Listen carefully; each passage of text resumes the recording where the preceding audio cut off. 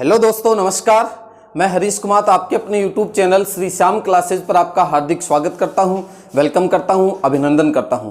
दोस्तों, अपना टॉपिक चला था पर्यावरणीय मुद्दों का। राजस्थान पुलिस के लिए बहुत इंपॉर्टेंट साबित होने वाला टॉपिक है और उनमें अपन एक पॉइंट पढ़ चुके हैं, एसिड रेन। आशा करता हूं कि बहुत अच्छी तरीके से आप उसको कवर अप कर पाए होंगे। और नेक्स्ट आज मैं आप लोगों के सामने लेकर के आ रहा हूं दोस्तों बहुत ही जबरदस्त पॉइंट, और वो है आपका ओजोन परत, ozone layer.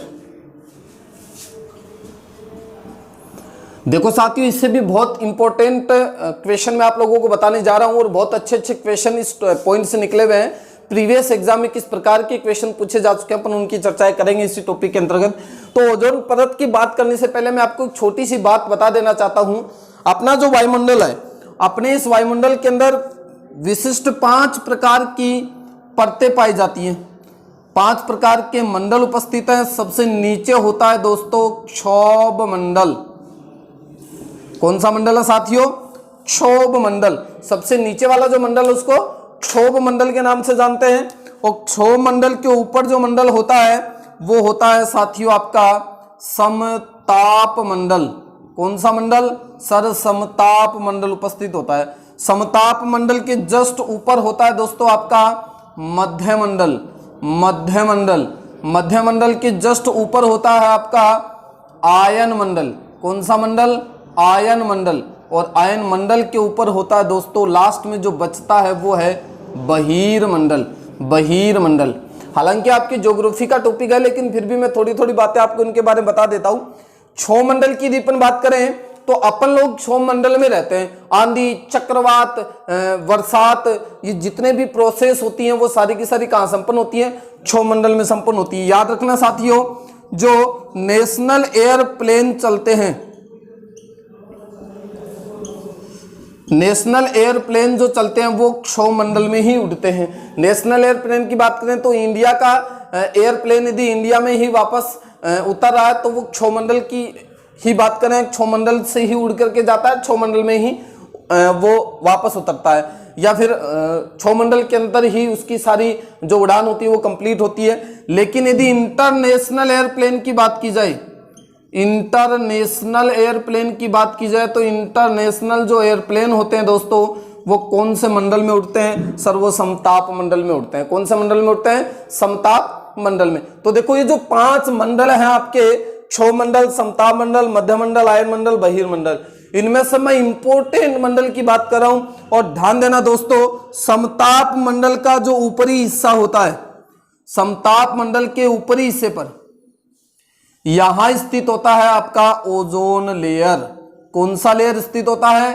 Ozone layer, ozone परत स्थित होती है। तो ध्यान देना दोस्तों, ओजोन परत किस मंडल में स्थित होता है? तो वो आपके समताप मंडल में स्थित होता है, जिसे स्ट्रेटोस्फीयर कहा जाता है। याद रखना, समताप मंडल को अंग्रेजी में स्ट्रेटोस्फीयर के नाम से जानते हैं। ये क्वेश्चन काफी बार ही पेपर में पूछा जा चुका है। तो याद रखना, पृथ्वी का जो वायुमंडल है, इस पृथ्वी के वायुमंडल की अपन बात करें तो 5 जो मंडल अपन ने पढ़े हैं, ये जो 5 मंडल है इनमें से सबसे इंपॉर्टेंट जो मंडल आपका है वो कौन सा है? स्ट्रेटोस्फीयर है, समताप मंडल है। और समताप मंडल के ऊपरी भाग पर ओजोन परत उपस्थित होती है साथियों, जो समुद्र तल से लगभग 25 किलोमीटर 25 किलोमीटर की ऊंचाई पर स्थित होता है। तो याद रखना, समताप मंडल, ओजोन परत कौन से मंडल में स्थित है? समताप मंडल में स्थित है। अब अपन एक एक पॉइंट की बात करते हैं यहां से कि क्या है ये और किस प्रकार से यहां से क्वेश्चन पुटअप होते हैं एग्जाम में। देखो साथियों, समुद्र तल से 25 किलोमीटर की ऊंचाई पर स्थित समताप मंडल में, जिसे मैंने क्या नाम दिया है? स्ट्रेटोस्फीयर नाम दिया है। इस स्ट्रेटोस्फीयर में ओजोन परत, ओजोन की एक सतत और स्थिर परत उपस्थित होती है, जिसको अपन ओजोन परत के नाम से जानते हैं, जो कितने किलोमीटर की ऊंचाई पर स्थित है? 25 किलोमीटर की ऊंचाई पर स्थित होता है। साथियों ध्यान देना, ओजोन का जो फॉर्मूला है, ओजोन का जो सूत्र वो क्या है? O3 होता है। क्या होता है? O3। और ये किसका रूप है? तो सर ये ऑक्सीजन का रूप है। अब ध्यान से सुनेंगे मेरी बात को। ऑक्सीजन में कितने ऑक्सीजन के परमाणु हैं? 2 परमाणु। मतलब ऑक्सीजन तो क्या होती है? द्विपरमाणविक होती है, द्विपरमाणविक गैस। जबकि इसकी अपन बात करें तो किस प्रकार की है? त्रिपरमाणविक गैस है। ओजोन में ऑक्सीजन की कितने परमाणु आपको दिख रहे हैं? 3 परमाणु दिख रहे हैं। ऑक्सीजन में तो ऑक्सीजन की कितने परमाणु दिख रहे हैं? 2। और ओजोन में ऑक्सीजन की कितने परमाणु हैं? 3। तो ऑक्सीजन तो है आपकी द्विपरमाणविक गैस और ओजोन क्या है साथियों? त्रिपरमाणविक गैस होती है। ओजोन ऑक्सीजन की बात करें तो ऑक्सीजन को तो कहा जाता है प्राणवायु। क्या कहा जाता है? प्राणवायु। और O3 कहलाती है साथियों प्राणघातक गैस। कौन सी गैस है? प्राणघातक गैस। तो दोनों को अच्छी तरीके से याद रखना है। प्राणवायु किस गैस को कहा जाता है? ऑक्सीजन को कहा जाता है। और प्राणघातक जो गैस होती है वो कौन सी है? आपकी O3 है। ध्यान से सुनते जाना पॉइंटों को। नीले रंग की गैस होती है। किस रंग की गैस है? नीले रंग की गैस है। इसके अलावा अपन बात करें तो इसकी जो गंध आती है दोस्तों वो सड़ी हुई मछली के गंध के जैसी होती है। ओजोन की गैस कैसी होती है? सड़ी हुई मछली की गंध के जैसी होती है। अब ये काम क्या संपन्न करती है? क्यों अपन ओजोन परत की बार बार चर्चा कर रहे हैं? तो ध्यान से सुनना साथियों। ये क्या करती है? सूर्य से आने वाली पराबैंगनी विकिरणों को अंग्रेजी में यूवी रेज कहा जाता है। अल्ट्रावायलेट रेज कहलाती हैं, अल्ट्रावायलेट विकिरणें कहलाती हैं। पराबैंगनी विकिरणों को क्या करता है? अवशोषित करता है। तो ध्यान से सुनना पॉइंट को। ओजोन जो लेयर है वो पृथ्वी के जीवन के लिए सुरक्षा कवच का कार्य करती है। किसका कार्य करती है दोस्तों? सुरक्षा कवच का कार्य करती है। अब सुरक्षा कवच के रूप में क्या कार्य संपन्न कर रही है? तो सूर्य से आने वाली हानिकारक पराबैंगनी विकिरणों का क्या कर रही है? अवशोषण कर रही है। उनको पृथ्वी पर आने नहीं देती है, जिसकी वजह से स्किन कैंसर नहीं होता था पहले। लेकिन वर्तमान में आप देख रहे हैं बहुत सारे लोग स्किन कैंसर से पीड़ित है। क्यों? अपन बाद में चर्चाएं करेंगे इनकी। तो सूर्य से आने वाली हानिकारक पराबैंगनी विकिरणों का अवशोषण कौन करता है? ओजोन लेयर करता है। इसलिए ये पृथ्वी धरातल के लिए, पृथ्वी पर समस्त जीवन के लिए ये एक सुरक्षा कवच का कार्य कर रही है। यदि अपन बात करें तो ओजोन लेयर 98.5% यूवी रेज का अवशोषण करती है।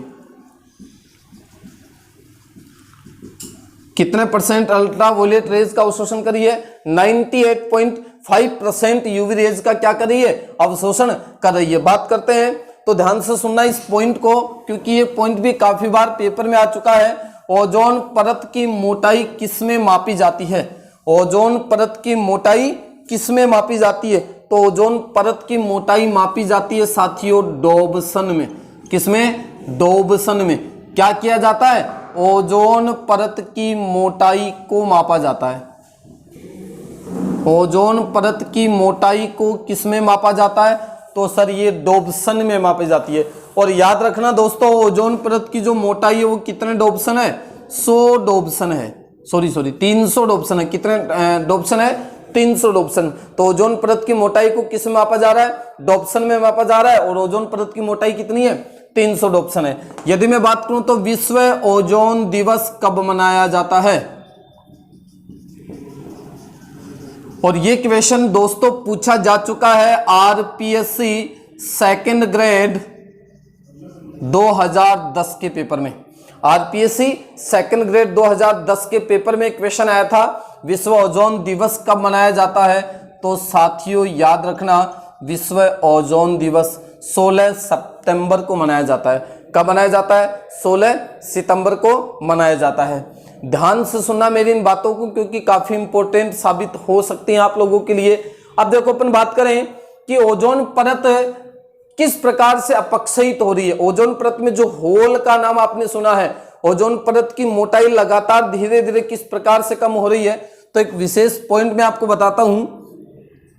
फ्रियोन नाम तो आपने सुना ही होगा।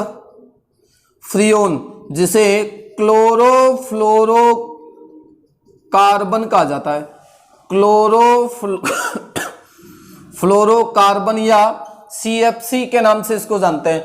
CFC का मतलब क्या है दोस्तों, क्लोरोफ्लोरोकार्बन, और इसको किस नाम से भी जानते हैं अपन, फ्रियोन के नाम से भी जानते हैं। तो आपसे प्रश्न पूछा जाता है एग्जाम में, ओजोन परत के अपक्षय का मुख्य कारक कौन है, ओजोन परत के अपक्षय का मुख्य कारक कौन है। तो साथियों याद रखना, ओजोन परत के अपक्षय का मुख्य कारक कौन है, CFC है, क्लोरोफ्लोरोकार्बन है, या फिर फ्रियोन्स है। किस प्रकार से ये ओजोन परत को अपक्षित करते हैं, क्या होते हैं फ्रियोन, ये चर्चा तो करेंगे अपन केमिस्ट्री में। फिलहाल आपको इतना याद रखना है कि ओजोन परत का अपक्षय का मुख्य कारक कौन है, फ्रियोन होता है, CFC होता है। फिर मैं नेक्स्ट पॉइंट की यदि बात करूं तो देखो, एक रिएक्शन में आपको यहां बताने जा रहा हूं, बहुत विशेष पॉइंट आपका, फ्रियोन का एक अणु, फ्रियोन का एक अणु ओजोन के 1,00,000 अणुओं को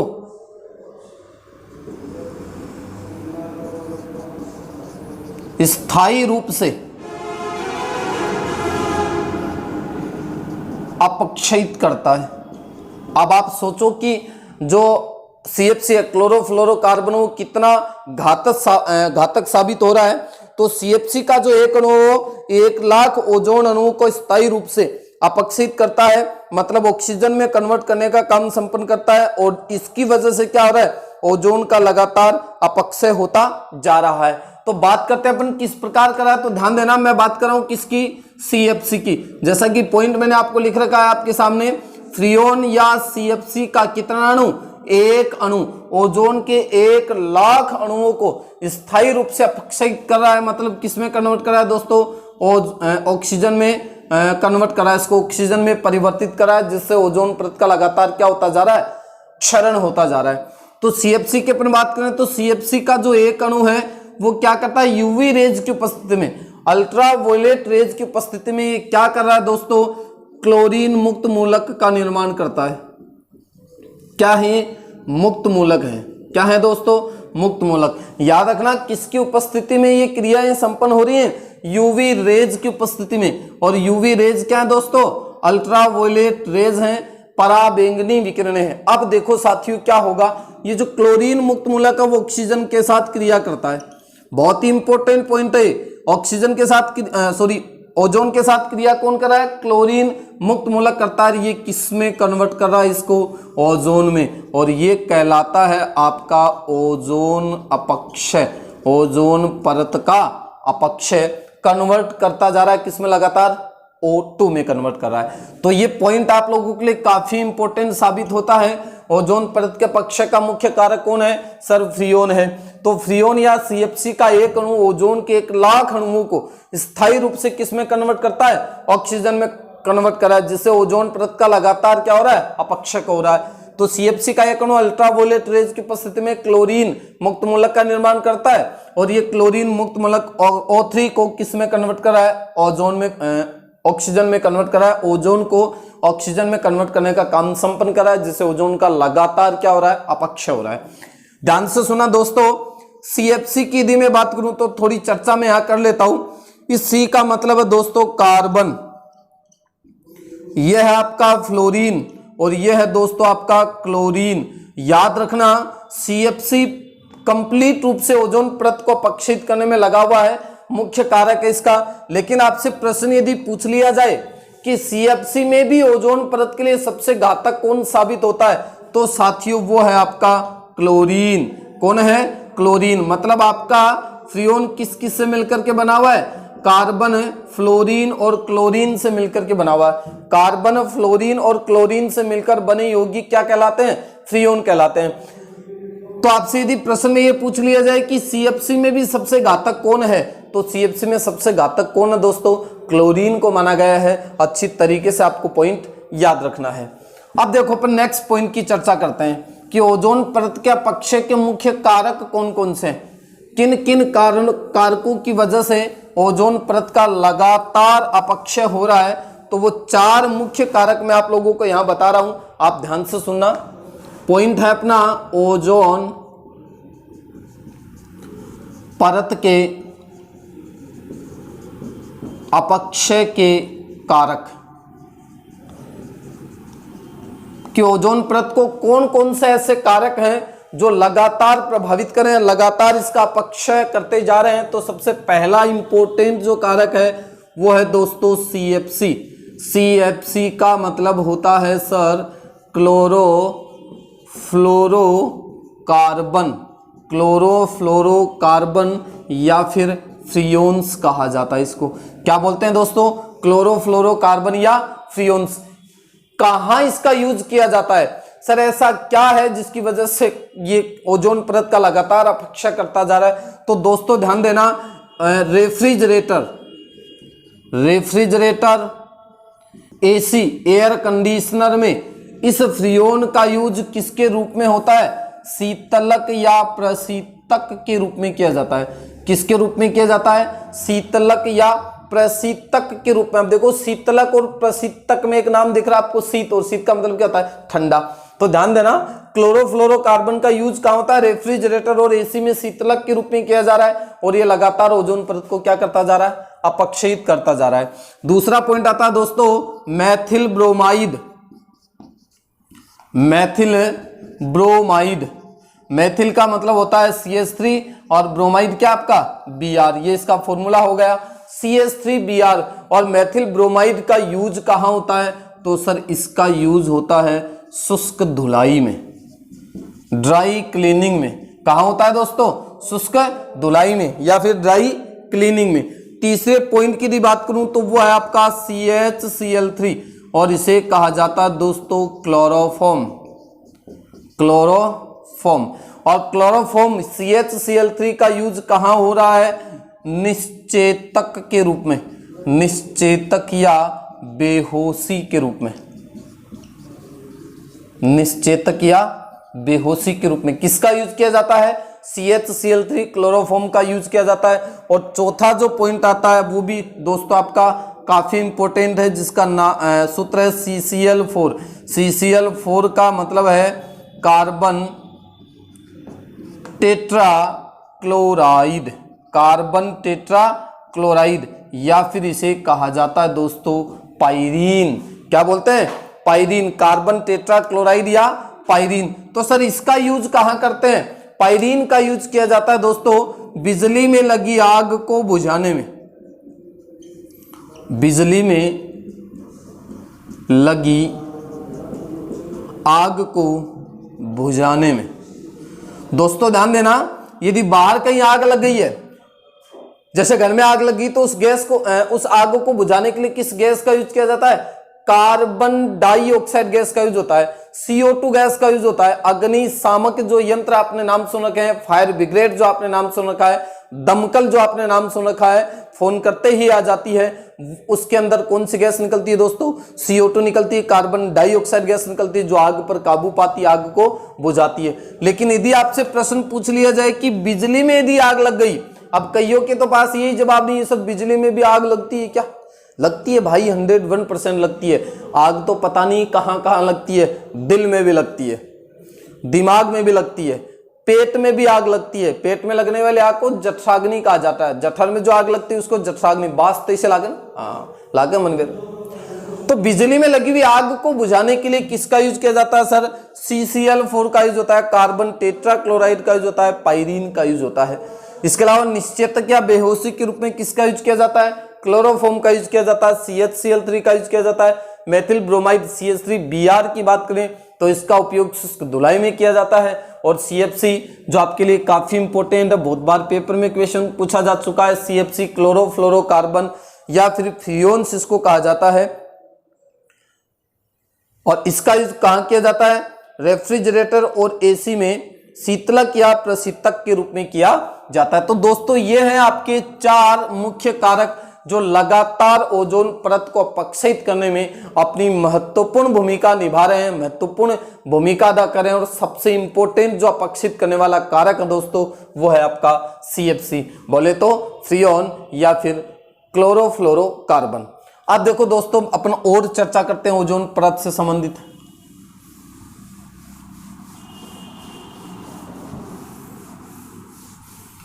देखो साथियों, 1945 में 3 वैज्ञानिकों को नोबेल प्राइज मिला था, नोबेल पुरस्कार से सम्मानित हुए थे। और वो 3 वैज्ञानिक कौन थे और क्यों इनको नोबेल प्राइज से सम्मानित किया गया था? तो ध्यान देना दोस्तों, उन 3 वैज्ञानिकों में पहला नाम आता है सरवुड रोलैंड का, सरवुड रोलैंड का। दूसरा नाम आता है पॉल क्रंटजन का, पॉल क्रंटजन। और तीसरा नाम आता है दोस्तों मारियो मोलिना, मारियो मोलिना। ये 3 वैज्ञानिक ऐसे हैं जिनको 1945 का नोबेल पुरस्कार मिला था। नोबेल पुरस्कार से इनको नवाजा गया था। अब क्यों नवाजा गया था? तो इन्होंने क्या किया था, ओजोन परत के अपक्षय के कारणों का पता लगाया था कि ओजोन परत का अपक्षय किन कारणों की वजह से हो रहा है। तो ओजोन परत का अपक्षय किन कारणों की वजह से हो रहा है, किन कारकों की वजह से होता है, इन कारणों का पता किस किस वैज्ञानिक ने लगाया था? सरवुड रोलैंड, पॉल क्रंटजन और मारियो मोलिना। इसलिए तीनों वैज्ञानिकों को 1945 का क्या मिला था? नोबेल पुरस्कार मिला था। नोबेल पुरस्कार से इनको नवाजा गया था। बहुत ही इंपॉर्टेंट क्वेश्चन है। 1945 का नोबेल पुरस्कार किनको दिया गया? सरवुड रोलैंड, पॉल क्रंटजन और मारिया मोलिना। क्यों दिया गया था? क्योंकि इन्होंने ओजोन परत के अपक्षय के कारणों का पता लगाया था। फिर अपन बात करते हैं, सबसे पहले ओजोन परत का जो अपक्षय वो कहां देखा गया था? तो ओजोन परत का जो अपक्षय साथियों वो सबसे पहले 1985 में 1985 में अंटार्कटिका महाद्वीप पर देखा गया था। कहां देखा गया था? अंटार्कटिका महाद्वीप पर। बहुत ही इंपॉर्टेंट क्वेश्चन है, काफी बार पेपर में आ चुका है। ओजोन परत का जो अपक्षय, ओजोन परत में जो छेद देखा गया था, वो सबसे पहला जो होल, सबसे पहला जो छेद देखा गया था 1985 में अंटार्कटिका महाद्वीप पर देखा गया था। और दोस्तों एक बात मैं आपको विशेष बता देता हूं, यहां पर ओजोन परत की मोटाई सिर्फ और सिर्फ कितनी बची है? 100 डॉप्सन। अभी अपन ने चर्चा की ओजोन परत की मोटाई को किस में मापते हैं? डॉप्सन में मापते हैं। 300 डॉप्सन इसकी मोटाई है। लेकिन अंटार्कटिका महाद्वीप की यदि अपन बात करें तो यहाँ पर इसकी मोटाई सिर्फ और सिर्फ कितनी शेष रही है? तो सर वो 100 डॉप्सन शेष रही है। फिर अपन बात करें तो 1987 में 1987 में ओजोन परत के अपक्षय को रोकने के लिए, ओजोन परत के अपक्षय को रोकने के लिए दोस्तों सम्मेलन बुलाए गए थे।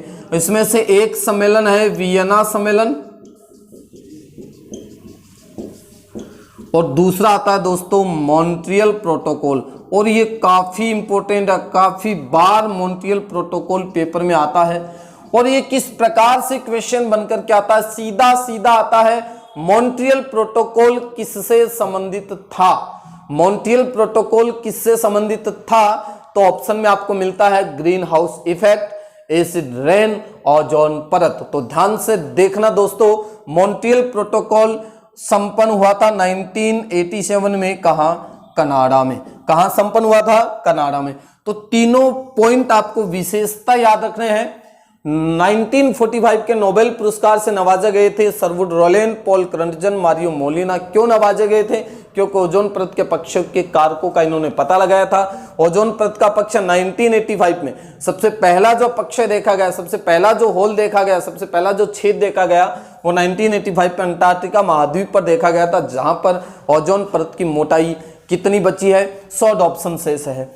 1987 में अपक्षय को रोकने के लिए जो सम्मेलन बुलाए गए थे उसमें से एक का नाम आता है वियना सम्मेलन और दूसरा आता है दोस्तों आपका मॉन्ट्रियल प्रोटोकॉल, जो कहां संपन्न हुआ था? कनाडा में संपन्न हुआ था। क्या प्रोसेस की गई थी? तो ध्यान देना, 1987 का जो सम्मेलन बुलाया गया उस सम्मेलन के अंदर एक विशेष बात कही गई थी कि आज के बाद CFC के स्थान पर HFC का उपयोग किया जाएगा। किसका उपयोग किया जाएगा? HFC का। ध्यान से देखना, इसमें इस C का मतलब मैं आपको बता चुका हूं दोस्तों, कार्बन। F का मतलब है फ्लोरीन, और इस C का मतलब नेक्स्ट कार्बन नहीं है, इस C का मतलब है दोस्तों क्लोरीन। क्या है? क्लोरीन। तो कार्बन, फ्लोरीन और क्लोरीन से मिलकर बने यौगिक CFC कहलाते हैं। अब मैं आपको ऑलरेडी ही बता चुका हूं कि CFC में सबसे खतरनाक कौन है, तो सर क्लोरीन था। तो यहां पर किसको हटाया? क्लोरीन को हटाया, और ये बनाया दोस्तों H का मतलब है हाइड्रोजन, इसका मतलब है फ्लोरीन, और इसका मतलब कार्बन नहीं है साथियों, क्लोरीन है। क्या है? क्लोरीन। तो आज का जो आपका रेफ्रिजरेटर एसी की यदि अपन बात करें तो वहां CFC के स्थान पर किसका यूज किया जा रहा है? HFC का उपयोग किया जा रहा है, हाइड्रोफ्लोरोकार्बन का उपयोग किया जा रहा है। HFC की फुल फॉर्म क्या होती है? Hydro fluorocarbon, hydrofluorocarbon. तो सर किसको हटाया? हटा दिया गया आपके क्लोरीन को, और इसकी जगह ऐड किसको किया गया? हाइड्रोजन को। तो ये कहलाता आपका हाइड्रोफ्लोरोकार्बन। याद रखना, क्लोरीन को हटा करके हाइड्रोजन को ऐड किया गया था। अब साथियों मैं बात करता हूं आपके सामने, लास्ट पॉइंट पे पहुंचता हूं, और वो लास्ट पॉइंट क्या आपका? ओजोन का जो अपक्षय हो रहा है, उस अपक्षय के क्या क्या हानिकारक इफेक्ट हम लोगों के सामने आ रहे हैं, तो वो किस किस पॉइंट की अपन बात करेंगे, किस किस पॉइंट की वजह से अपन को क्या दुष्परिणाम भुगतने को मिल रहे हैं। तो साथियों अपना पॉइंट है ओजोन परत के अपक्षय के दुष्प्रभाव। पॉइंट अपना ओजोन परत के अपक्षय के दुष्प्रभाव या दुष्परिणाम। कौन कौन से पॉइंट, कौन कौन से दुष्परिणाम आज अपन इस ओजोन परत के पक्ष की वजह से भुगत रहे हैं। साथियों एक बात मैं आपको बता देता हूं, यदि इसी प्रकार से ओजोन परत का पक्ष दिन दिन बढ़ता रहा तो सूर्य से आने वाली जो अल्ट्रावायलेट रेज है वो सीधी पृथ्वी पर आएंगी और लोगों का जीवन खत्म हो जाएगा, अस्त व्यस्त हो जाएगा, क्योंकि सूर्य से आने वाली जो पराबैंगनी विकिरणें हैं वो डायरेक्ट अपने स्किन के ऊपर आकर के किसको जन्म दे रही हैं? स्किन कैंसर, त्वचा के कैंसर को जन्म देती हैं। तो याद रखना ओजोन अपक्षय का जो सबसे ज्यादा प्रभाव देखने को मिल रहा है वो क्या है? त्वचा का कैंसर। इसके अलावा नेत्र में मोतियाबिंद रोग का बढ़ जाना, मोतियाबिंद रोग का उत्पन्न होना। अब साथियों बात करते हैं मोतियाबिंद रोग क्या है, थोड़ी सी चर्चा कर लेता हूं। हालांकि पॉइंट तो अपने फिजिक्स का है, जब हम लेंस पढ़ेंगे तो वहां पर आपको मानव नेत्र जब पढ़ाऊंगा या फिर लेंस का जब टॉपिक आएगा तो वहां पर आपको इस मोतियाबिंद रोग के बारे में डिटेल से देखने को आपको मिलेगा। लेकिन फिलहाल मैं थोड़ा सा आपको बता देता हूं, व्यक्ति की जैसे जैसे आयु बढ़ती जाती है, आदमी की आयु बढ़ती जाती 45 से 50 वर्ष का जब वो हो जाता है तो आप सबको पता है कि अपने नेत्र लेंस का कलर काला है। कैसा है? काला। और मोतियाबिंद रोग जब इंसान के हो जाता है तो नेत्र लेंस का कलर धीरे धीरे दूधिया होने लगता है, सफेद होने लगता है, जिसकी वजह से नेत्र की समंजन क्षमता में कमी आती है, और समंजन क्षमता यदि घट गई तो वह निकट और पास की वस्तुओं को साफ नहीं देख पाता है। ऐसे रोग को मोतियाबिंद रोग कहा जाता है। और एक LDC में क्वेश्चन निकल कर के आया था, और वो क्वेश्चन क्या था? IOL, इसकी फुल फॉर्म पूछ गई थी। IOL का मतलब क्या होता है? Intraocular lens, intraocular lens. तो ध्यान देना साथियों, मोतियाबिंद जो रोग है, इस मोतियाबिंद रोग का ऑपरेशन किया जाता है, और ऑपरेशन करने के बाद जो लेंस डाला जाता है उसका नाम है IOL। और IOL की फुल फॉर्म क्या है? Intraocular lens. और ये क्वेश्चन आपके जस्ट पीछे जो प्रीवियस LDC निकल कर गई उसमें इसकी फुल फॉर्म पूछी जा चुकी है। इसके अलावा अपन बात करें तो जितने भी पेड़ पौधे हैं, पेड़ पौधों की बात की जाए और फसलों की बात की जाए तो इनके उत्पादन में काफी गिरावट आई है। उत्पादन में क्या आई है? गिरावट आई है, क्योंकि ओजोन परत के पक्ष की वजह से मिट्टी के अंदर प्रोटीन तत्वों की क्या होती जा रही है? कमी होती जा रही है, जिसकी वजह से भी लगातार आपको ये दुष्परिणाम देखने को मिल रहे हैं। इसके अलावा जैविक तत्वों को भारी नुकसान हुआ है, जैविक तत्वों का भारी नुकसान। और इसके अलावा एक विशेष पॉइंट की यदि मैं बात करूं तो वो विशेष पॉइंट क्या आपका, ध्यान से सुनना, प्रकाश संश्लेषण की जो दर है, पादप प्रकाश की उपस्थिति में अपना भोजन स्वयं बनाते हैं। अब आप सबको पता है कि सूर्य का प्रकाश से प्लांट को फोटोसिंथेसिस की प्रोसेस के लिए, तो प्रकाश संश्लेषण की क्रिया जब संपन्न होती है तो ध्यान देना है, प्रकाश संश्लेषण की क्रिया के दौरान पादप अपना भोजन क्या करते हैं दोस्तों, स्वयं तैयार करते हैं। इसलिए पादपों को क्या कहा गया है, स्वपोषी, प्रोड्यूसर, उत्पादक कहलाते हैं। और ये सारी के सारी प्रकाश संश्लेषण की जो क्रिया संपन्न होती है वो सूर्य के प्रकाश की उपस्थिति में संपन्न होती है। और अपन चर्चा कर चुके हैं कि सूर्य से कौन सी किरण निकल रही है, हानिकारक अल्ट्रावायलेट रेज। तो प्रकाश संश्लेषण की जो दर है उसमें भी लगातार क्या आती जा रही है दोस्तों, गिरावट आती जा रही है। तो ये कुछ मेन आपकी दुष्प्रभाव है जो आपको अच्छी तरीके से याद रखना है। स्किन कैंसर बढ़ता जा रहा है, नेत्र में मोतियाबिंद रोग उत्पन्न होता जा रहा है, पेड़ पौधों और फसलों के उत्पादन में काफी गिरावट आई है, क्योंकि जैविक तत्व मान लो चाहे प्रोटीन की कमी मान लो, और पादपों के अंदर जो प्रकाश संश्लेषण की क्रिया उसमें लगातार क्या आती जा रही है, गिरावट आती जा रही है। तो ये था दोस्तों आपका दूसरा पर्यावरणीय मुद्दा, ओजोन परत। एक पर्यावरणीय मुद्दा आपका और बचा है, ग्रीन हाउस इफेक्ट, जिसको मैं नेक्स्ट वीडियो में लेकर के आ रहा हूं। तब तक आप बने रहिए मेरे साथ, आपके अपने श्री श्याम क्लासेस के साथ। और एक बात विशेष मैं आपको और बता देता हूं, यदि आपको और ज्यादा डीपली वीडियो देखने हैं और लंबे टाइम तक यदि आपको जनरल साइंस के बहुत अच्छे वीडियो आपको देखने हैं, हालांकि इस यूट्यूब चैनल पर भी मेरे द्वारा वीडियो डाले जा रहे हैं, और यदि आपको डीपली स्टडी करनी है तो आप मेरे चैनल HR स्टडी पॉइंट को सब्सक्राइब करें, बेल आइकन प्रेस करें ताकि आपको नोटिफिकेशन मिलता रहे। थैंक यू दोस्तों, जय हिंद, जय भारत।